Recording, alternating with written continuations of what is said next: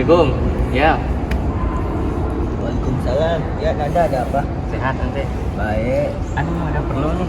Bisa bantuin aneh bikin tugas makalah nggak? Waduh, tugas makalah apa itu, Nan? Tentang sumber-sumber hukum Islam. Waduh, kalau itu ya nanti deh coba saya bantu dikit-dikit. Ya. Insyaallah. Nah, jadi gitu ya. Ya. Aneh minta tolong tuh, ya tentang sumber-sumber hukum Islam. Ente paham kan kali? Oh, itu Nan. Iya. Kalau itu sih Ane sedikit paham. Soalnya kemarin tuh Ane di taklim sama guru-guru Ane sama teman-teman itu ngebahas itu Nan, pas banget. Nah, kebetulan dah kalau itu ajarin aja dah. Oh, jadi itu Nan, makalah ente Iya. tugas. Iya. Alhamdulillah Jadi kalau suruh, gitu Nan. ya suruh nyari tentang sumber-sumber hukum Islam tuh. Nah, ini nggak tahu nih hukum Islam tuh ada berapa sumber-sumbernya. Oh, jadi gini Nan, di dalam Islam itu ada sumber-sumber hukum Islam yang disyariatkan. Yang pertama itu Al-Qur'an Nan.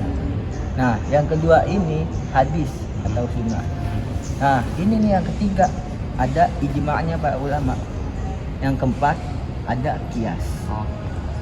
Nah, itu kan harus Al-Quran ya. Kenapa emang harus Al-Quran apa? Apa nggak bisa dari buku-buku lain atau apa gitu?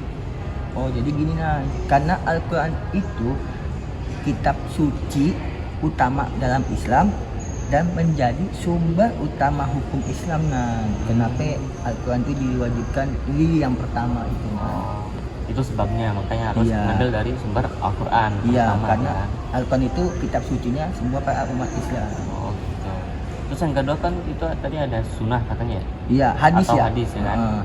Nah, kenapa harus diambilnya dari situ sumbernya? Karena hadis itu adalah perkataan, nah perbuatan dan persetujuan langsung dari Nabi Muhammad SAW. Nah, Oh, gitu. Jadi udah sahih ya? iya, ada sahih, ada dhaif, ada hasan. Nah, jadi itu hadis tuh banyak macam-macamnya. Nah, Oh, gitu. Terus Iya. yang ketiga tuh tadi ada ijma. Ijma tuh kalau nggak salah kayak oh, suatu kesepakatan. ulama ya. Heeh. Jadi ijma ini ialah kesepakatan atau konsensus para ulama mengenai suatu masalah yang tidak ditemukan. Oh, jadi kalau misalnya ada Iya. masalah yang nggak ada jalannya nih Heeh. di Iya, namanya, di diskusiin. kesepakatan, ya. Diskusiin, terus dapatlah kesepakatan gitu. Ulama itu setuju apa enggak dengan kesepakatan itu. Terakhir kias. Heeh. Nah, kias itu apaan tuh? Ini kurang paham juga nih. Oh, kias Nan. Kalau kias ini dijelaskan ialah metode analogi yang digunakan untuk menetapkan hukum suatu perkara dengan membandingkannya dengan perkara lain yang sudah ada hukumnya di dalam Al-Qur'an atau hadis Oh, Nan. hadis. Oh. Iya, jadi gitu Nan. Gimana Nan? Apa sudah paham sedikit-sedikit? Ya, paham. Aha. Tapi kayaknya harus nyari ini ya teman. Referensi. Ya, referensi dari teman lain yang lebih Paham? paham gitu ya. Oh iya Nan. Mungkin kita tunggu kali Nan teman kita satu lagi datang Nan. Katanya sih Bu Elsi ya. Oh, Bu Mau Elsi. ngerjain juga daerah sini katanya, cuma nggak tahu tuh belum datang kayaknya. Ya mungkin kita tunggu lagi Nan beberapa waktu lagi Nan. Oh iya. Iya. A few moments later. Ngomong-ngomong Bu Elsi kok belum datang ya? Iya juga ya. Udah jam segini ya. Dengan segini. Tapi Wah. itu kayaknya Bu Elsi tuh. Iya Nan, kayak kelihatannya sih kayak Bu Elsi. Coba yuk kita panggil Nan. Yuk, Bu Elsi. Sini Bu.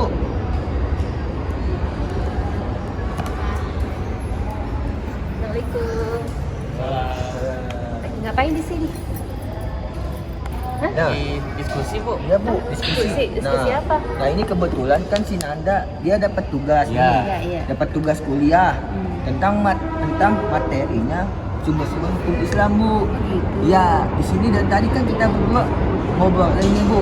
Nah, saya baru mau menjawab 4 pertanyaan, 4 jawaban ke si Nanda Bu. Kan sumber-sumber hukum Islam kan ada 8 ya Bu. Iya. Nah, Iya. tadi kita berdua di sini baru Jawab jawab 4 Bu. Kan yang pertama kan ada Al-Qur'an Bu. Ya. Nah, ini saat sumber-sumber hukum Islam kan yang kedua ini ada hadis. Hadis. Nah, yang ketiga ini ada ijma'nya para ulama. Iya. Nah, ini yang terakhir Bu ada Iya. 4 Bu, yang 4 kias. Ya. Nah, saya berdua di sini dengan Nanda, empatnya lagi nggak tahu Bu. Apakah Ibu tahu tentang sumber-sumber hukum Islam yang 4 ini? Oh gitu. Ya, sumber hukum Islam itu kan memang ada 8. Jadi 8 ini terbagi menjadi 2 bagian. Yang 4 adalah kesepakatan para ulama. Yang inilah yang sering kita pakai sebagai dasar hukum agama Islam. Yang keempat lagi itu tidak disepakati oleh ulama. Gitu. Namun contoh kecilnya gini, ada Imam Abu Hanifah memakai, tapi Imam Syafi'i tidak memakai. Nah, apa saja sih yang 4 itu yang disepakati para ulama sebagai dasar hukum agama Islam? Yang pertama adalah Al-Quran. Yang kedua hadis Rasulullah SAW. Yang ketiga adalah ijma ulama. Yang keempat adalah qiyas. Nah, kemudian yang 4 lagi nih yang tidak disepakati oleh para ulama. Yang pertama adalah istisan. Istisan ini adalah dipakai oleh Imam Abu Hanifah atau Imam Hanafi yang kita kenal. Namun imam-imam yang lain seperti Imam Syafi'i, Imam Maliki, Imam Ahmad bin Ambal tidak memakainya, tidak memakai istisan tersebut.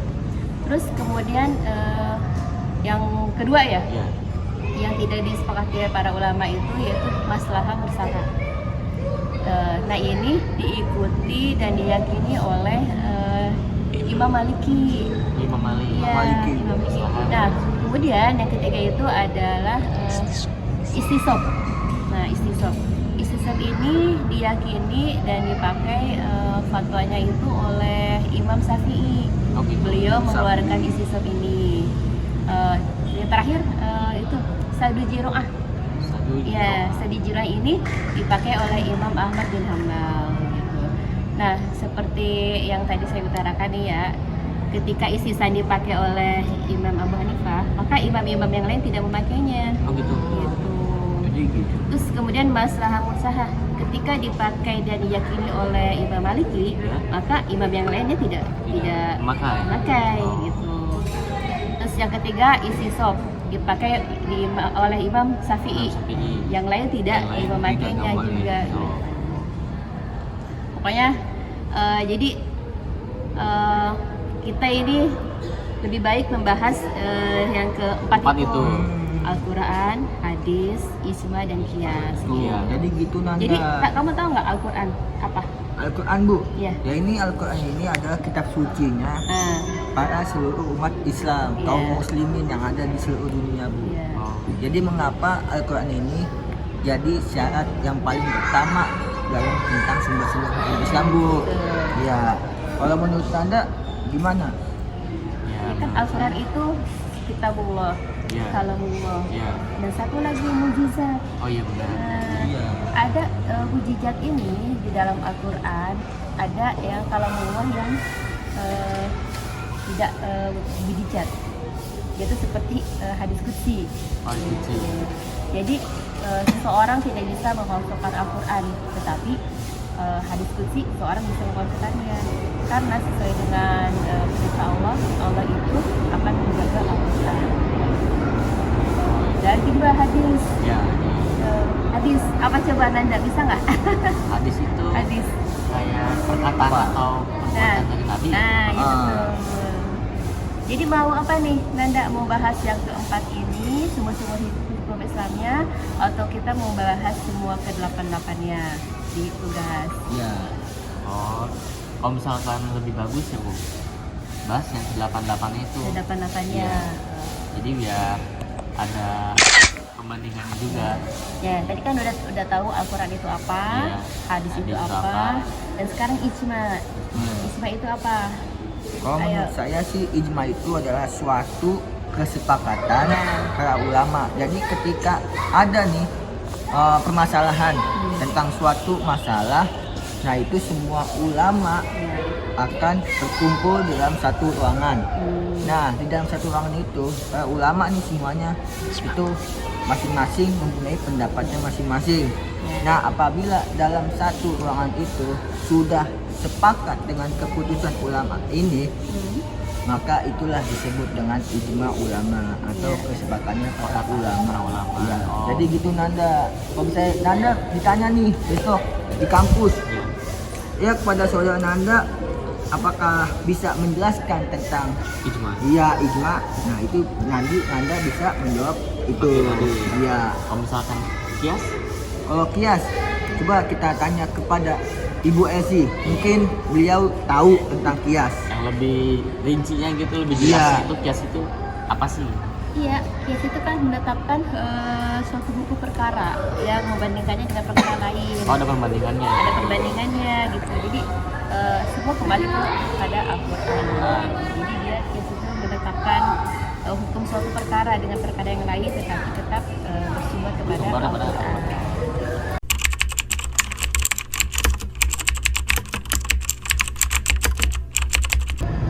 Nah, sekarang saya pengen tahu nih Bu, contohnya kias itu apa sih Bu? Contohnya kias, Iya. mungkin bisa kita contohkan itu tentang minuman beralkohol, minuman yang memabukkan. Ya, khamar ya, Ya. yang memabukkan. Itu ada dalam surat Al-Maidah ayat 90. Ya ayyuhallazina amanu innamal khamru wal maisiru Iya. wal ansabu wal azlamu rijsum bil amali syaitan fastanibu. Mudah-mudahan ya betul ya. Iya.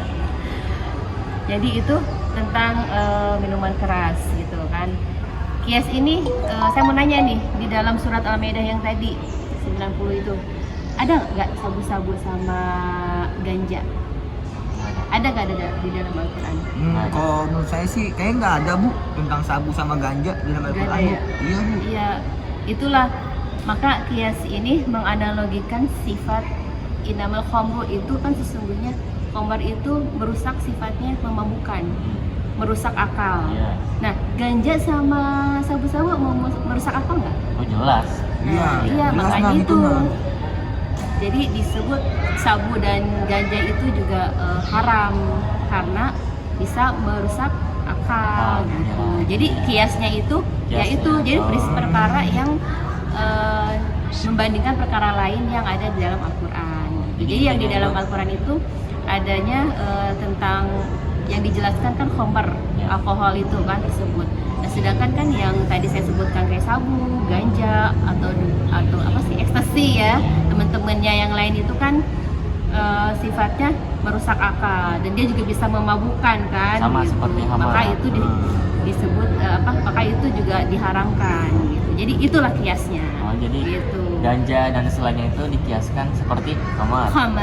Oh, Karena Jadi sama-sama memabukkan Nanda. Oh. merusak akal juga gitu. Iya. cukup jelas.